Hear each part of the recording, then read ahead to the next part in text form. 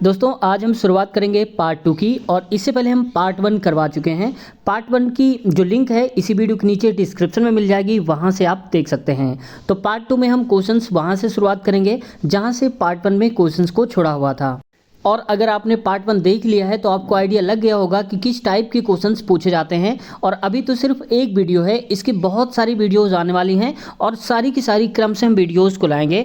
और हर एक वीडियो की जो भी आप वीडियो देख रहे हैं उसका अगला पार्ट अगर आपको चाहिए हो तो हमेशा कमेंट सेक्शन में या फिर आप यहाँ पर डिस्क्रिप्शन में चेक कर लिया करिए, वहाँ पर आपको अगले पार्ट की लिंक मिल जाएगी। तो दोस्तों शुरुआत करने से पहले आपसे रिक्वेस्ट है, चैनल पर नए हैं अभी तक सब्सक्राइब नहीं किया तो सब्सक्राइब कर लीजिए, साथ में बेल आइकन भी दबा लीजिए ताकि आने वाली अगली वीडियोस की नोटिफिकेशन आपके पास पहुंच सके और आप वीडियो को सबसे पहले देख पाएं। तो चलिए शुरुआत करते हैं आज के पार्ट 2 की। तो इसमें कहा जा रहा है यदि किसी वस्तु पर लागत मूल्य से 40% अधिक मूल्य है, यानी कि वस्तु का जो मूल्य है उसको बढ़ा करके 40% बढ़ा करके अंकित किया गया है, यानी कि मार्क किया गया है।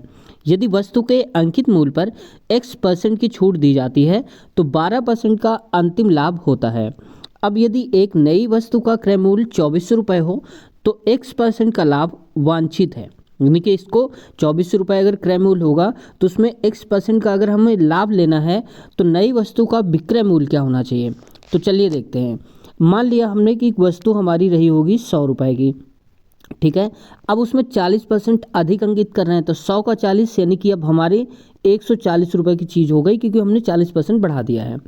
यदि वस्तु के अंकित मूल्य पर x% की छूट दी जाती है तो 12% का लाभ होता है। आप बताओ कि रियल जो हमारा लाभ है वो 100 रुपये हमारे जेब से लगे, यानी कि हमारा क्रय मूल्य तो 100 है, लेकिन हम अगर 12% का लाभ लेना है तो 112 में बेचनी होगी, है ना।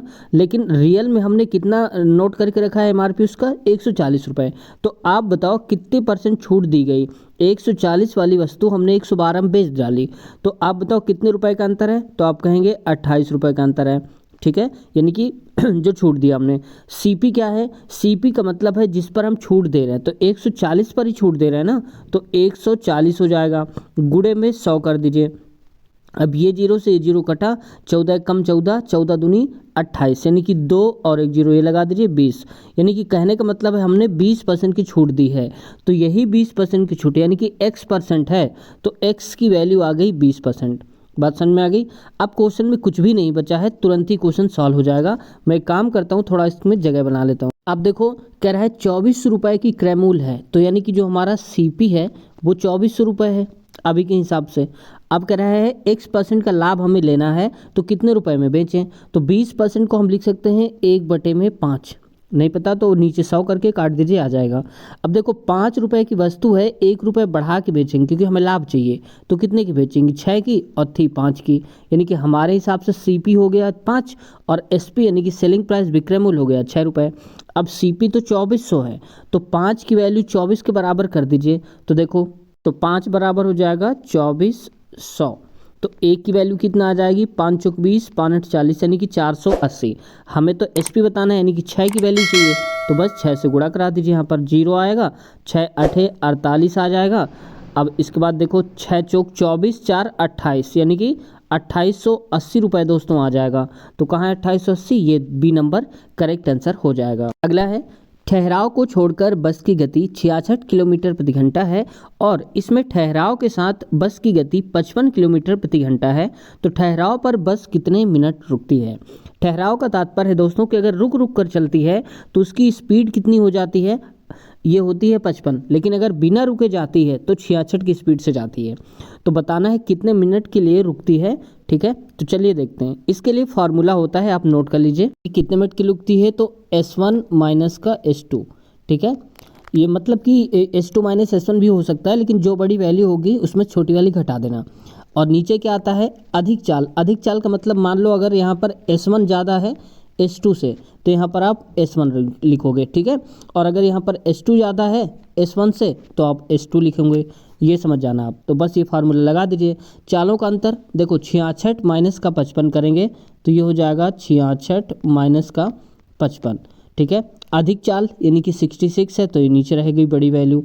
अब घटा दो, इसमें 66 में से 55 गए तो बच्चा हमारे पास 11 11/66। अब देखो हमें 60 से गुणा करना है। 60 से क्यों करना है? क्योंकि हमें यहाँ पर मिनट में निकालना है ना, और ये तो घंटे में है, तो मिनट के लिए हम 60 से गुणा करेंगे।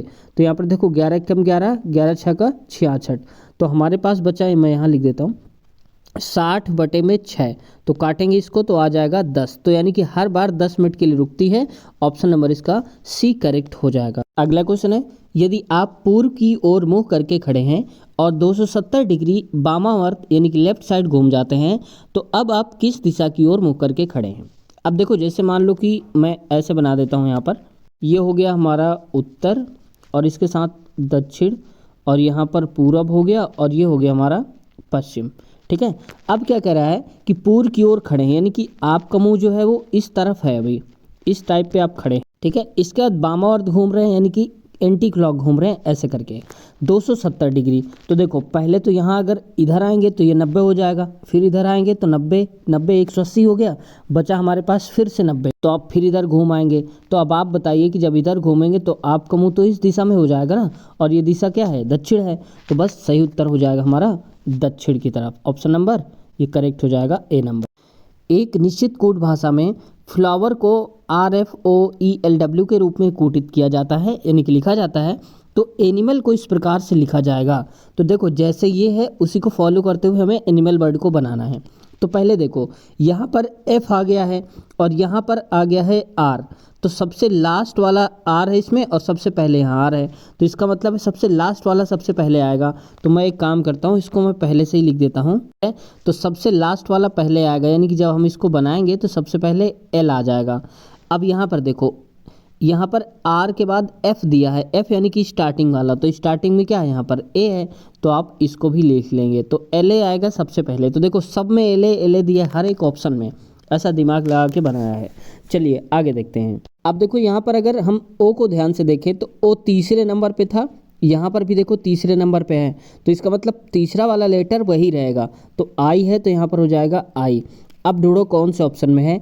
LAI, तो LAN है, यह हटा दो, और यहाँ पर LA ये है, N हटा दो, LAJ है, LAI इसमें मिल रहा है। तो हम बस यहीं से सही करके आगे बढ़ जाएंगे क्वेश्चन को, लेकिन फिर भी आपको और वेरीफाई करना है तो बाकी वाले भी चेक कर सकते हैं। देखो, इसको देखो, FLOW यानी कि चौथे नंबर पे आ रहा है, जो चौथे में है वो सबसे लास्ट में आ रहा है। तो यहाँ पर देखो, चौथे में क्या है? 1 2 3 4, चौथे में M है, तो इसका मतलब सबसे लास्ट में क्या आएगा? M आएगा, ये तो फिक्स है। तो देखो, M भी लास्ट में आ रहा है। बाकी बचे हुए दो आप चाहें तो चेक कर सकते हैं, लेकिन पेपर में आप ऐसे ना करना, क्योंकि आपको स्मार्ट तरीका लगाना है, वहाँ पर प्रेशर बहुत ज़्यादा होता है पेपर में, तो इसलिए आपको यही तरीका लगा के आगे बढ़ जाना है। पूरे एक एक चेक नहीं करना, हमें तो पता करना होता है ना केवल कि ऑप्शन कौन सा सही है, तो सही मिल गया आगे बढ़ जाएंगे। लेकिन मैं यहाँ समझा रहा हूँ, इसलिए मैं आपको सारा बता रहा हूँ। देखो, इसका जो ई है ये सेकंड नंबर पे है, और पीछे से देखोगे यहाँ थर्ड में आ गया है, तो इसके सेकंड नंबर पे क्या आ रहा है? यहाँ पे आ रहा है ए आ रहा है, तो ए यहाँ थर्ड नंबर पे आ जाएगा, यानी कि ये हो जाएगा। बस देखो, पूरा मिल रहा है, यहाँ एन आ जाएगा, तो पूरा पूरा हो गया। अगला है, निम्नलिखित में से कौन सा अनुक्रम बाकी से अलग? तो देखो, इनमें से हमें अलग छांटना है। तो सबसे पहले ऑप्शन ए देखो, इसमें 1 4 9 16 आ गया। इसका मतलब है कि स्क्वायर करके लिखा गया है, क्योंकि 1 का स्क्वायर करेंगे आप तो 1 आएगा, 2 का स्क्वायर करेंगे 4, और यहाँ पर 3 का स्क्वायर आएगा 9, और ठीक वैसे ही 4 का स्क्वायर आएगा 16, तो ये तो स्क्वायर है। ठीक है, अगला क्या है कि यहाँ पर देखो 1 8 27 64 आ गया है। इसका मतलब ये 1 2 3 और 4 जो लिखे ना, इन सभी का क्यूब कर दिया गया है। ठीक है, तो यहाँ स्क्वायर हुआ, यहाँ क्यूब हुआ। अगला देखो, डी नंबर ऑप्शन को देखो, यहाँ पर 1 4 81, 1 16 81 और ऐसे करके लिखा है, तो ये भी पूरा का पूरा क्या है? स्क्वायर लिखा गया है। जैसे देखो, 1 का स्क्वायर 1 होगा, 4 का स्क्वायर होगा 16, और 9 का स्क्वायर होगा 81। और आप लोगों के लिए मैं क्वेश्चन छोड़ता हूँ, आप लोग बताइए कि 256 जो होता है ये किसका स्क्वायर होता है? ठीक है, बताना है आप लोग। देखते हैं इनमें आप में से कितने लोग के तैयार हैं। तो 256 जो है किसका स्क्वायर होता है? तो बस देखो, यहाँ पर 2 6 12 लिखा है, ये किसी का ना तो स्क्वायर है, ना ही क्यूब है, ना ही लगातार संख्या लिखी गई हैं। तो बस ये गलत हो जाएगा, सी वाला, यानी कि हम कहाँ कहेंगे?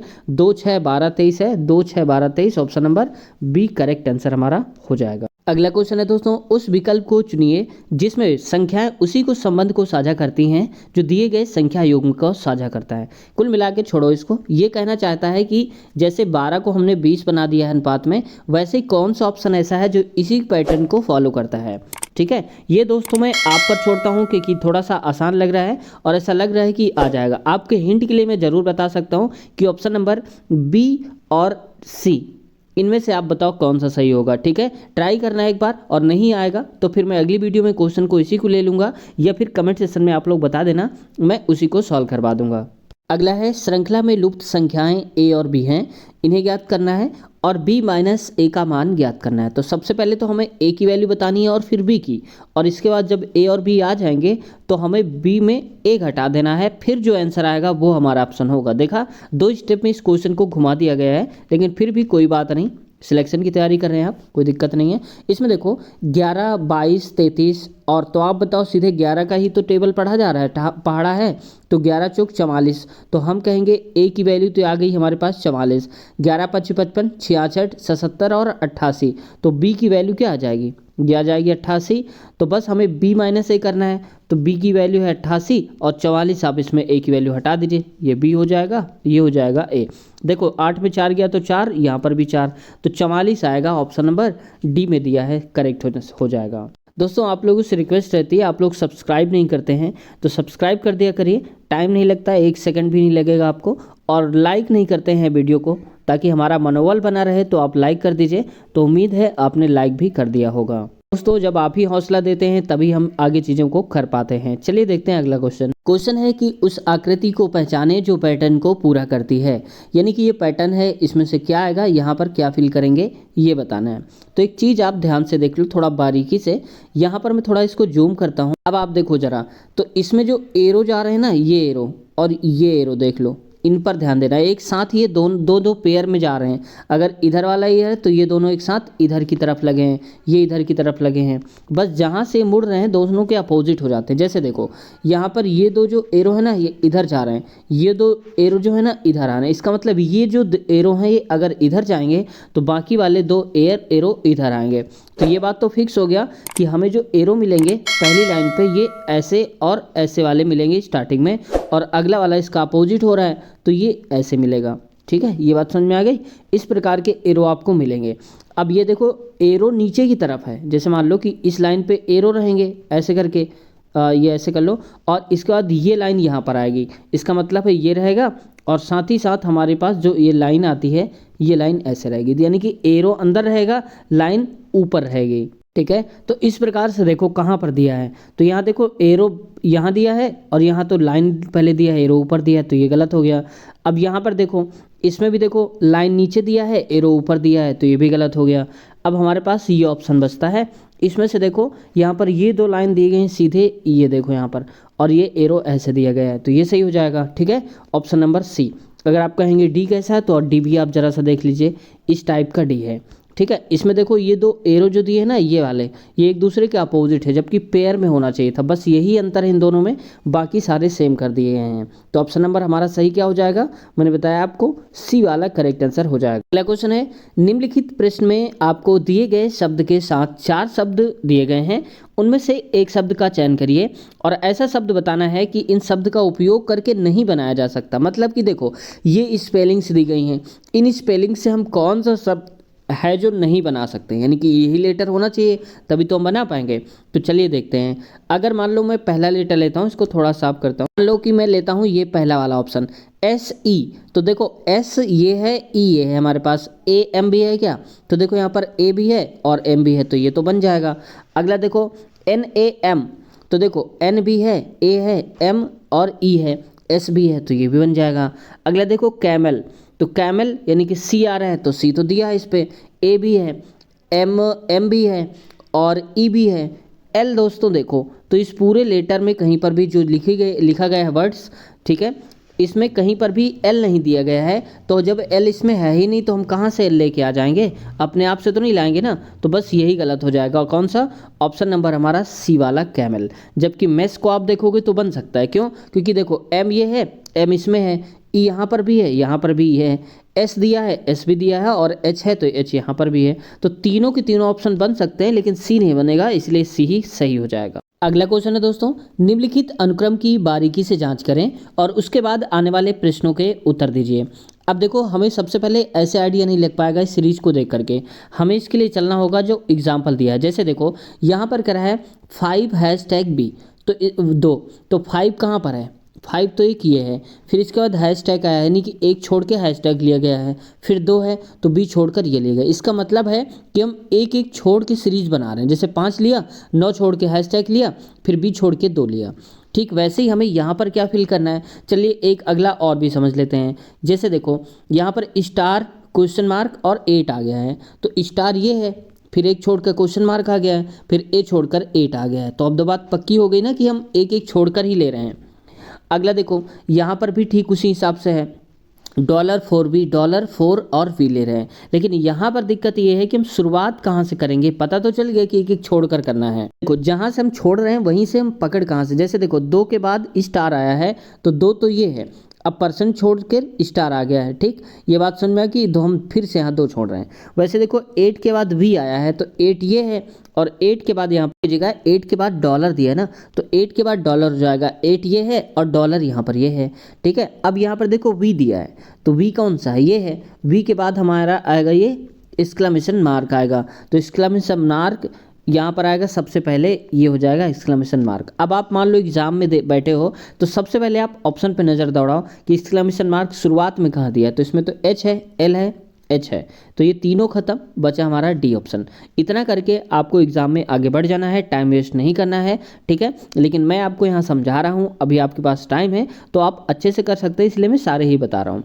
अब देखो इसके बाद ये मान लो एक्सक्लेमेशन आ गया, तो फिर सी छोड़ देंगे तो 6 आ जाएगा, 6 छोड़ देंगे, एन छोड़ देंगे तो @ आ जाएगा, यानी कि हमारा बनेगा एक्सक्लेमेशन 6 और @ ये देखो ऑप्शन नंबर डी पे दिया भी है, तो बस करेक्ट आंसर हो जाएगा। क्वेश्चन है संबंधित शब्द खोजें।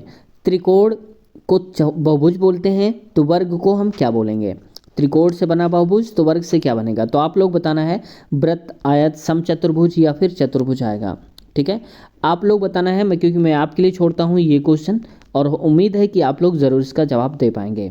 ठीक है, नहीं भी आता है तो आप कमेंट कर दीजिएगा, मैं आंसर को भी पिन कर दूंगा, तो वहाँ से भी आप देख सकते हैं, या हमारे बहुत से जो व्यूअर्स हैं देख रहे होंगे इस वीडियो को, वो जवाब देंगे, तब आप वहाँ से भी आंसर को देख सकते हैं कमेंट सेक्शन से। जिसका जवाब सही निकलेगा मैं उनको पिन कर दूंगा और उनका नाम भी मेंशन कर दूंगा अगली वीडियो में।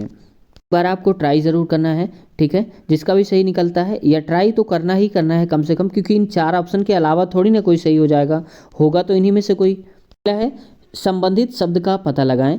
शल्य चिकित्सक छुरी का काम करता है, यानी कि छुरी से काम करता है, तो आप लोग बताओ बढ़ई किससे काम करता होगा, तो बढ़ई आरी से ही तो काम करता है भाई। देखो शल्य चिकित्सक जो होता है ऑपरेशन वाला, वो क्या करता है, छुरी का मतलब होता है जिससे वो चीड़ फाड़ करने का काम करता है। वैसे बढ़ई जो होता है, कोई काटना है, कुछ करना है, तो किससे काटता है, आरी से काटता है, ब्रश से तो काटेगा नहीं, वो तो पेंटर होगा।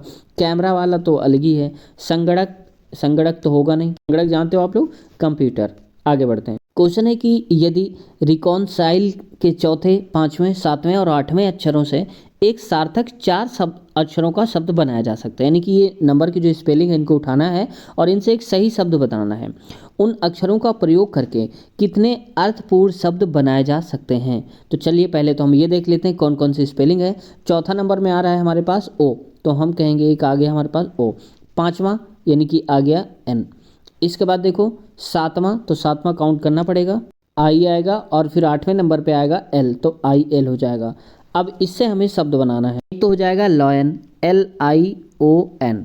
एक बार देखो ऐसे क्वेश्चन जब आ जाए ना, तो वीडियो को थोड़ा सा आप पॉज करके खुद से ट्राई किया करिए। रफ कॉपी होगी आपके पास जब पढ़ रहे होंगे, तो रफ कॉपी में आप लोग ट्राई किया करिए। इससे क्या होगा कि आपकी तर्क शक्ति जो है वो खुद ही बढ़ेगी, क्योंकि आप प्रैक्टिस कर रहे होते हैं। तो इसका दोस्तों करेक्ट आंसर हो जाएगा हमारा 1, यानी कि ऑप्शन नंबर डी। अगला क्वेश्चन है 200 छात्रों के सर्वेक्षण के आधार पर 140 छात्रों को कोल्ड ड्रिंक पसंद है, 120 छात्रों को मिल्क शेक पसंद है और 80 छात्रों को दोनों पसंद है, यानी कि क्या कोल्ड ड्रिंक्स भी और मिल्क शेक भी।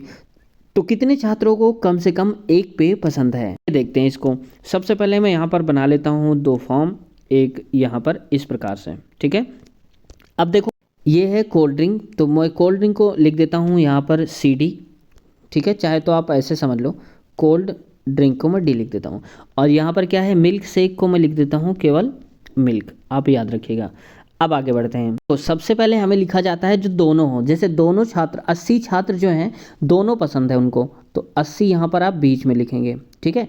अब हमें कह रहा है 140 छात्रों को कोल्ड ड्रिंक पसंद है, तो कोल्ड ड्रिंक 140, तो आप 80 हटा दीजिए क्योंकि 80 तो इसी के अंदर ही आएंगे ना यहाँ पर देखो, तो 80 हटा दीजिए, तो बचा कितने पास हमारे पास 8, क्योंकि 8 6 14, माफ़ कीजिएगा 60 बचेगा क्योंकि 8 6 14 होता है। अब इसके बाद देखो 120 को मिल्क शेक पसंद है, तो 80 तो यहाँ बैठ चुके हैं, हमें कितने चाहिए होगा, 40 चाहिए होगा, क्योंकि 40 80 120 हो जाएगा। देखो जितने भी इसके अंदर हैं उनको कुछ ना कुछ पसंद है, चाहे वो कोल्ड ड्रिंक पसंद हो या फिर दोनों पसंद हो या फिर केवल मिल्क शेक पसंद हो।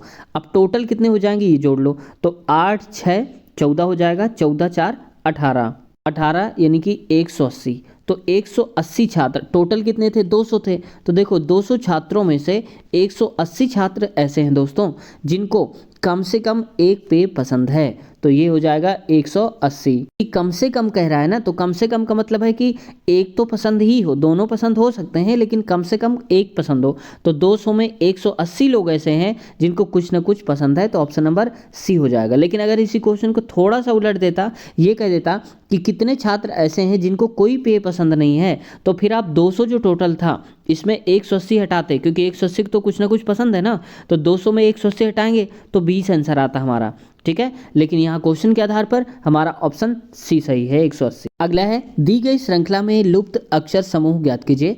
चलिए इसको देखते हैं। Find the missing letters cluster in given series. अब देखो BYHN लिखा है और फिर ऐसे लिखा है और ऐसे, तो यहाँ पर बताना है क्या हम फिल कर सकते हैं। तो देखो B के बाद आया है C के बाद आना चाहिए D लेकिन आ गया है E, तो मैं कहता हूँ B C और E, यहाँ पर पता नहीं, यहाँ पर L आएगा। यहाँ पर अंतर किसका है, हम कहेंगे 0 अंतर है। यहाँ पर देखो C के बाद E आया है तो D छोड़ा गया है यानी कि 1 का अंतर। फिर आगे देखो E के बाद अगर मैं कहता हूँ कि 2 छोड़ दिया जाएगा, 2 छोड़ेंगे कैसे, F भी और G भी छोड़ेंगे, तो FG यहाँ पर आ जाएगा H। फिर इसके बाद 3 छोड़ेंगे, कौन कौन सा, H के बाद आता है IJK, 3 छोड़ा तो L आ गया, देखो L आ रहा है, इसका मतलब यहाँ पर भी क्या फिल करेंगे, H फिल करेंगे, तो H कहाँ पर आएगा, इसका मतलब है स्टार्टिंग का लेटर हमारा होगा H। तो देखो यहाँ पर इस हमें आधा क्वेश्चन सॉल्व कर लिया, क्यों, क्योंकि H आएगा, तो यहाँ तो G है पहले, यहाँ G है, तो इन दोनों ऑप्शन को हटा दीजिए, H इन दोनों में दिया है।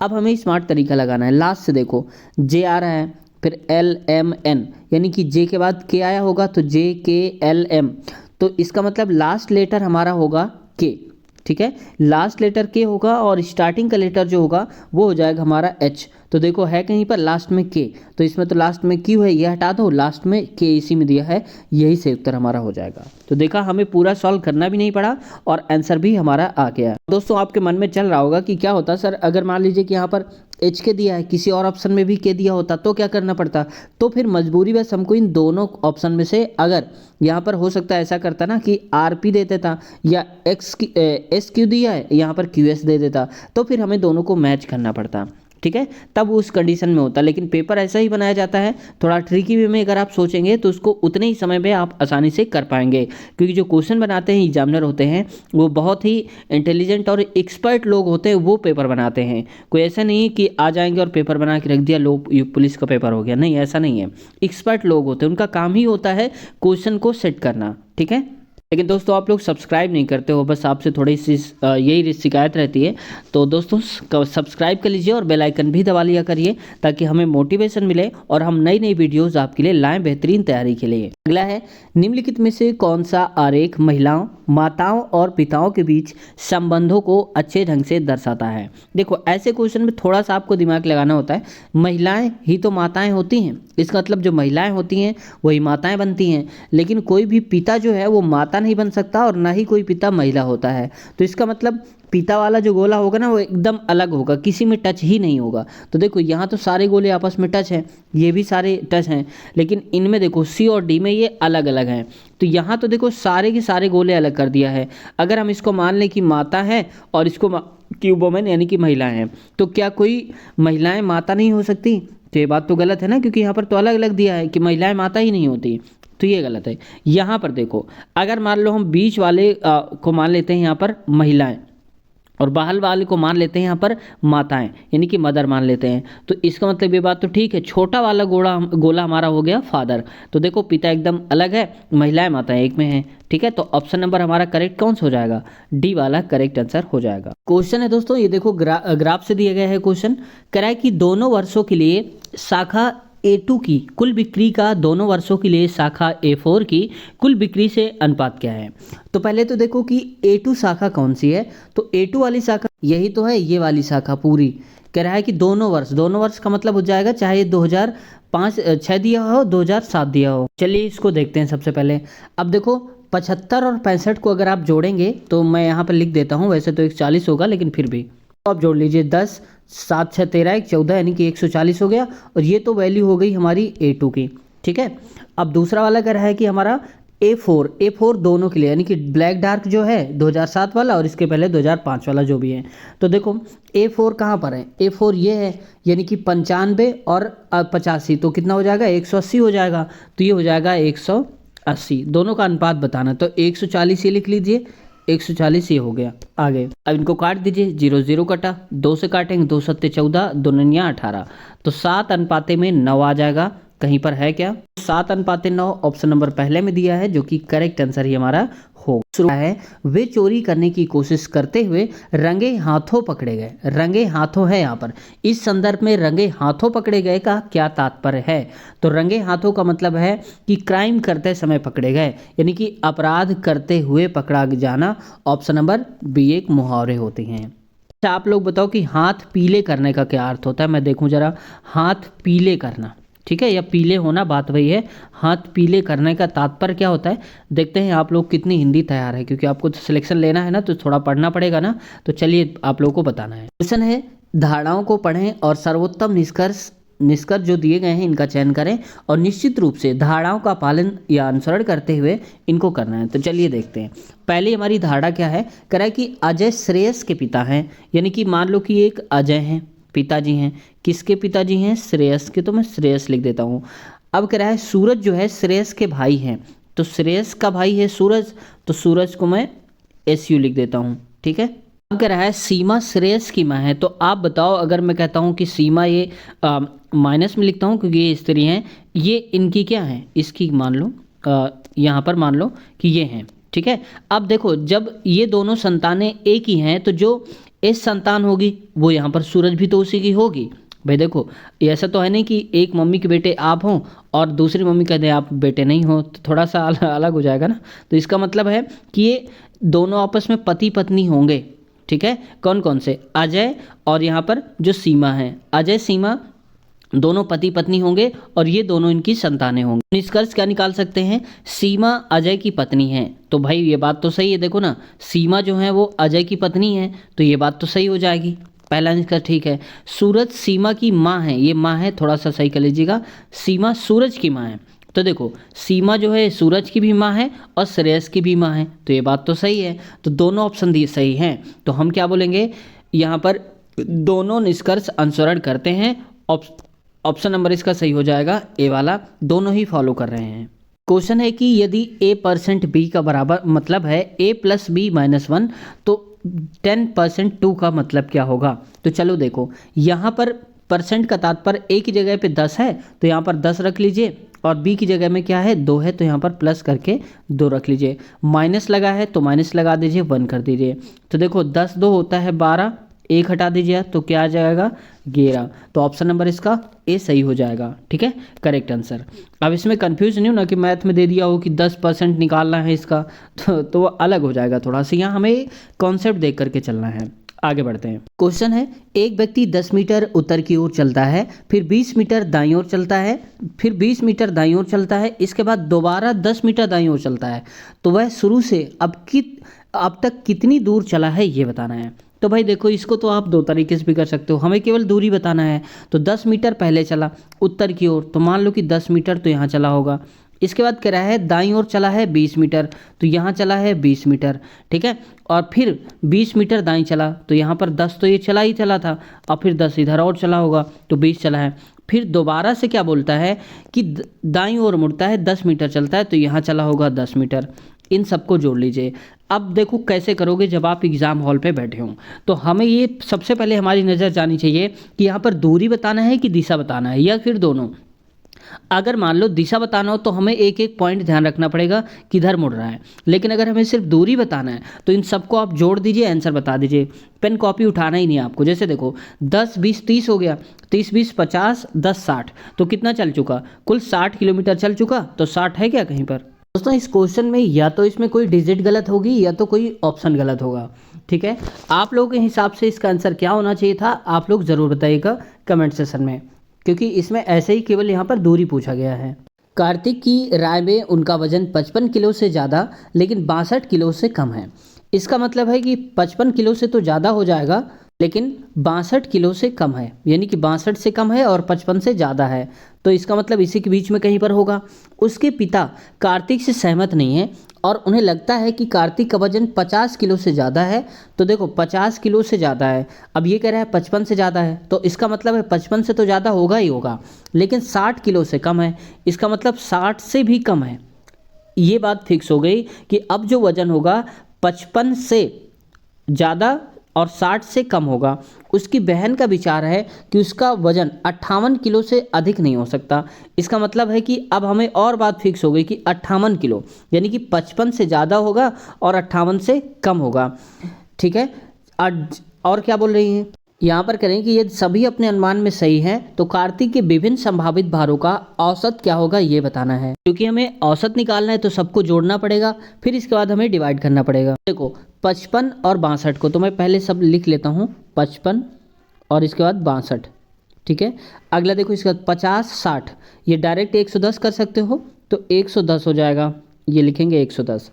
और कोई तो बचा नहीं, ये 58 वाला है तो आप 58 भी इसका जोड़ लीजिए, ये हो जाएगा 58। देखो 8 2 10 5 15, बचा एक हमारे पास, 6 5 11, 1 12, 12 5 हो जाएगा 17, 1 18 और यहाँ पर 2, यानी कि 285। डिवाइड किससे करेंगे, हमें औसत निकालना है। टोटल कितने भार हैं, तो 1 2 3 4 और 5 भार हैं, तो 5 से आप डिवाइड कर दीजिए, तो 55 25 हो जाएगा और 3 बचा तो 35 हो गया, 5 7 35। तो औसत भार हमारा दोस्तों 57 किलो आएगा। ऑप्शन नंबर इसका पहला है, करेक्ट आंसर हो जाएगा। प्यारे साथियों आज की वीडियो हम यहीं तक रखते हैं। इसके आगे वाले क्वेश्चंस कवर करेंगे हम नेक्स्ट पार्ट में, और अगले पार्ट की लिंक आपको डिस्क्रिप्शन में इसी वीडियो के नीचे मिल जाएगी। वहां पर लिखा होगा अगला पार्ट, जैसे ही आप क्लिक करेंगे तो अगले क्वेश्चन शुरू हो जाएंगे।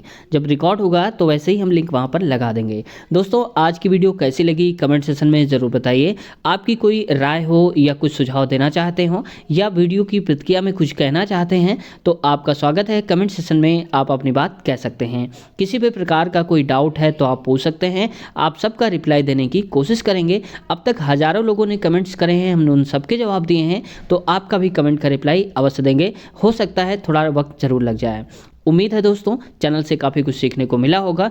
अगर लगता है वीडियो हेल्पफुल हो सकती है तो चैनल पर नए हैं, सब्सक्राइब अब तक नहीं किया तो रिक्वेस्ट है छोटी सी, चैनल को सब्सक्राइब कर लीजिए, साथ में बेल आइकन भी दबा लीजिए ताकि आने वाली वीडियो की नोटिफिकेशन आपके पास पहुंच जाए और आप वीडियो को सबसे पहले देख पाएँ। तो मिलते हैं अगली वीडियो में, लिंक नीचे है, क्लिक करिए। अपना ख्याल रखिए, टेक केयर, बाय बाय।